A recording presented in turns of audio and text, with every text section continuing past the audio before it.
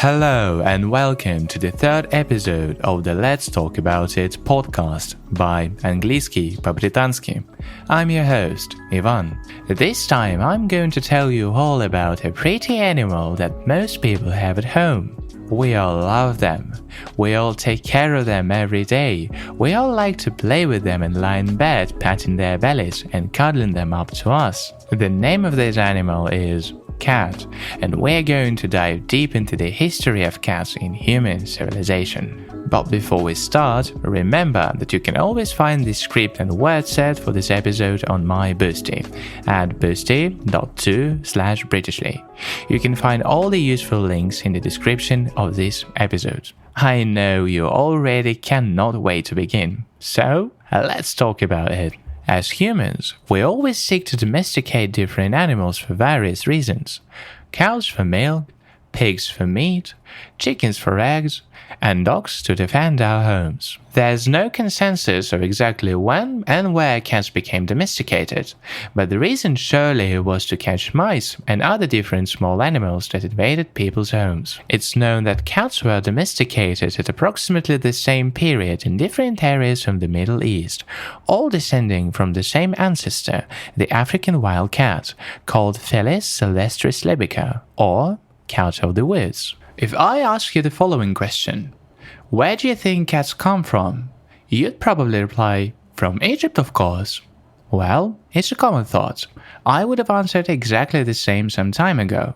But now, doing my research into cats' history, I have discovered that this opinion is actually wrong. The oldest known archaeological evidence in the form of a grave of a human with a cat comes from Cyprus, and we know that it was buried around 9,500 years ago. Since cats are not native to Cyprus, the human population must have brought them to the island when they migrated there. The burial site is part of a Neolithic site and predates Egyptian depictions of cats by about 4,000 years. Today, it's believed that wild cats started living with humans in the Middle East Fertile Crescent, but it is still hard to say whether this place was the first where cats were domesticated.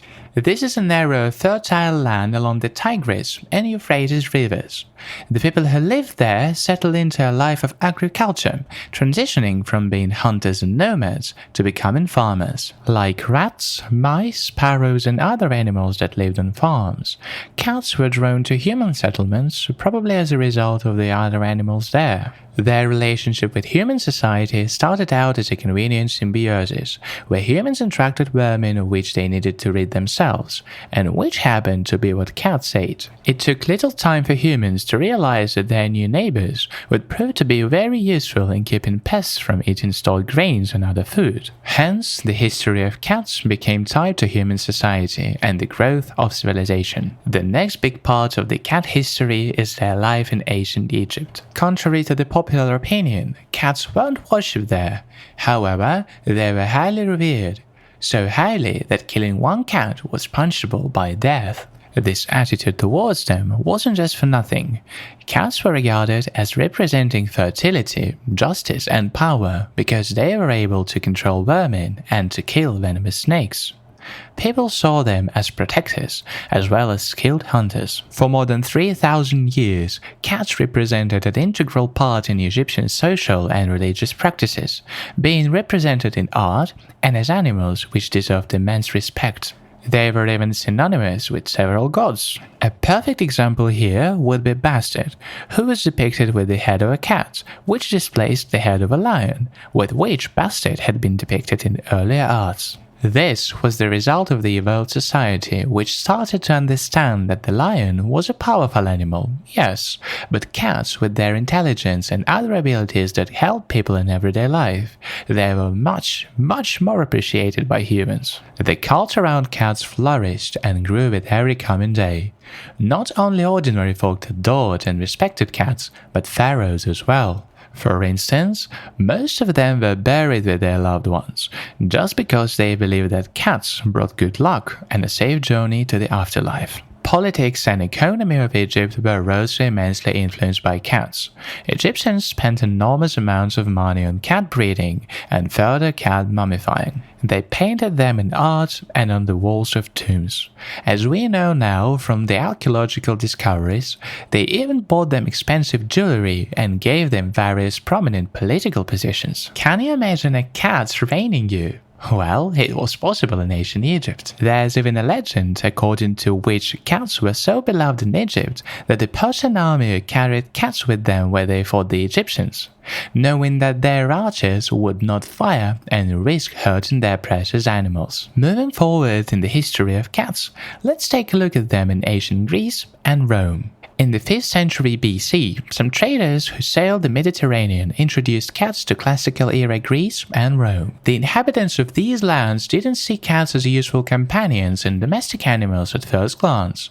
At those times, they favored weasels and ferrets as home guards. Nevertheless, in some time they started noticing that cats' abilities overpowered any other animal's ones in terms of catching vermin.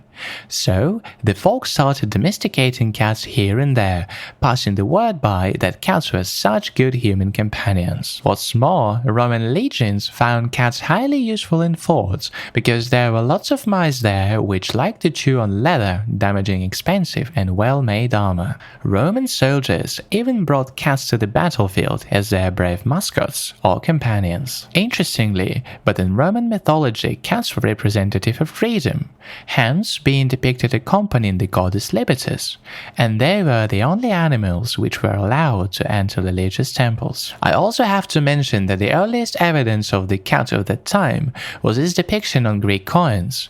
The art showed prominent figures from Greek colonies on the Italian peninsula playing with their pet cats. Now let's move forward and up to the Middle Ages. At those times, cats fell out of favor and started being portrayed as instruments of the devil and thought of as animals that accompanied witches and heretics. This, as many people believe, was because of cats' way of hunting.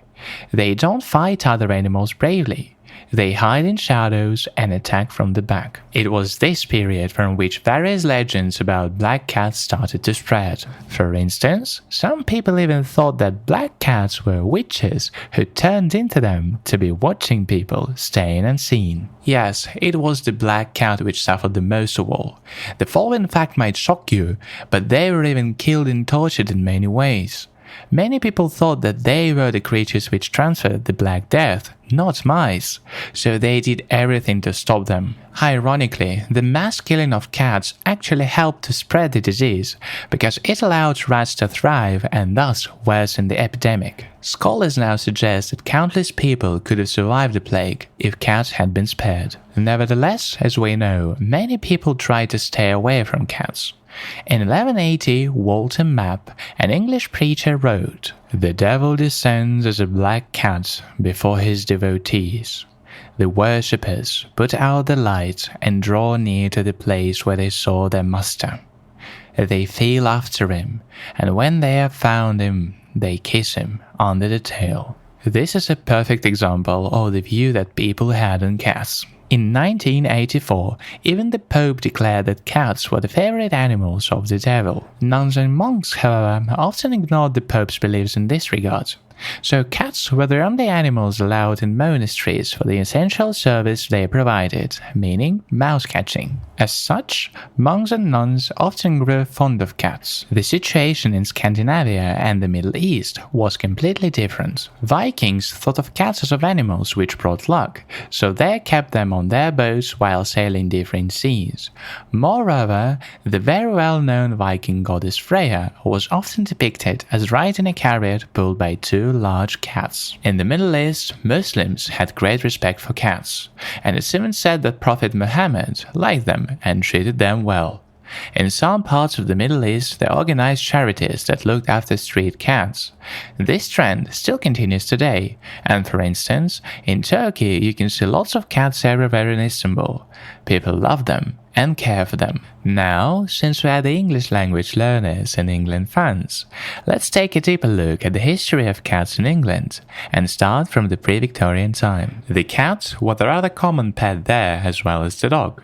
At that time, people still kept them as working animals, cats as mouses, and dogs as hunters and defenders. All in all, cats and dogs weren't seen as beloved ones.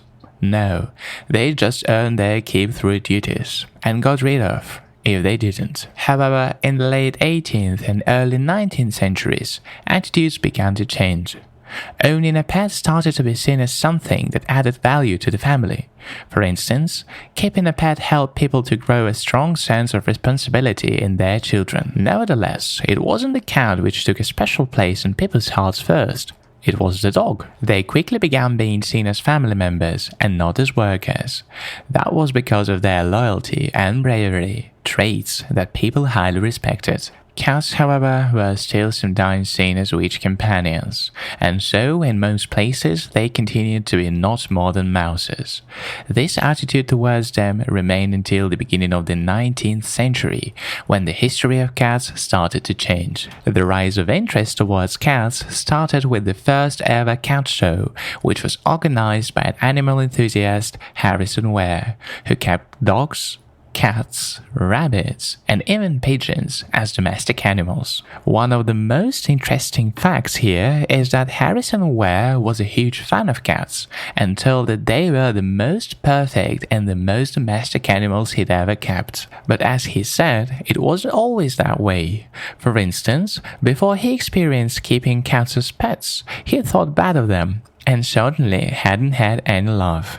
After his first cat show in 1871, the trend started to spread, and all the people first around England and then the world started to pay closer attention and much more interest to cats. Actually, he wasn't the only man who started this trend.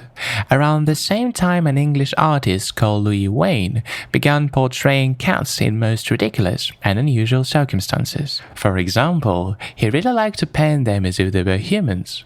In pictures they laughed, played musical instruments, danced, and just lived normal lives of human beings. These pictures were highly popular among people. They especially liked to give them as Christmas gifts.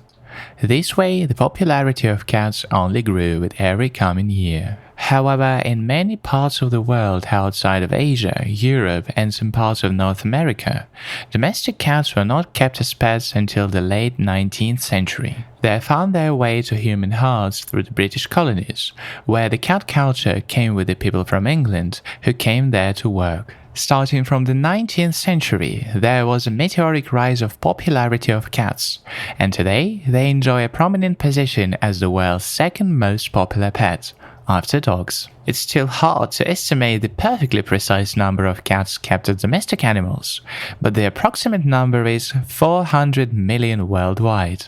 According to the 2017 research, the country with the most cats per capita is Russia, with its 59% of the population having a cat at home. I have to mention that cats are still important as mouses.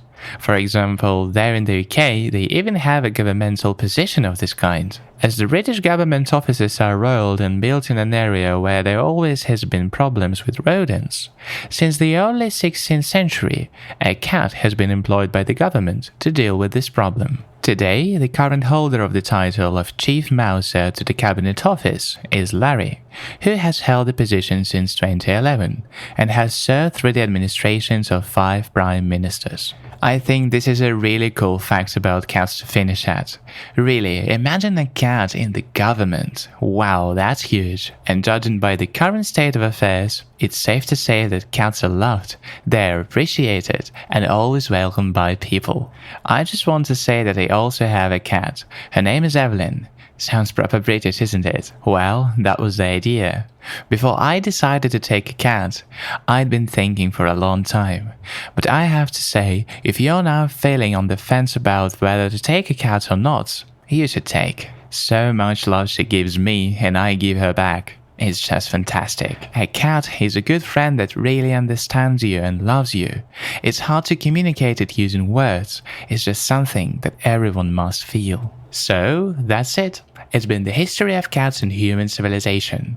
I really hope you've enjoyed this episode, and if you have, remember to hit the like and subscribe buttons, because there are more fascinating and incredible episodes to come. Moreover, if you have trouble understanding this episode, go on my Boosty at boosty.to/Britishly, and you'll find the script and word set for this episode at a fair price. All the links are in the description to this episode.